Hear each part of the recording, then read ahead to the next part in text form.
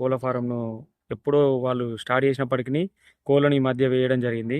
అయితే అది వేసేటప్పుడు కూడా మేము వద్దని వాళ్ళకు తెలియజేసినాము. ఎందుకనంటే ఇంటికి దగ్గర ఉన్నది. దాని నుంచి వచ్చేటువంటి వాసన వల్ల మాకు ఇబ్బంది అయితదని చెప్పినా గానీ వాళ్ళు వినకుండా దాంట్లో కోళ్ళు ఫార్మింగ్ చేయడం జరుగుతుంది.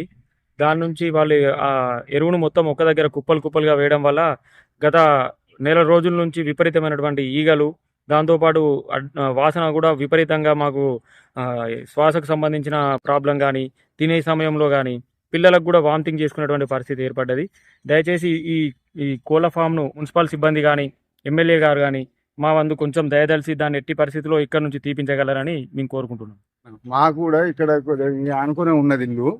మాకు వేసే వరకు ఏమవుతుంది అంటే ఎరువు గిరువు వేసే వరకు అందులో చినుకులు పడి అందులో ఒక చిన్న కెమికల్ లెక్క పువ్వులు అయితే అవి కూడా ఈగలు లెక్క వచ్చి అంత దాంతో మాకు బాగా ఇబ్బంది అవుతుంది. తినేందుకు తినే విధమైన కానీ అంత వామిటింగులు అవి బాగా జరుగుతున్నాయి.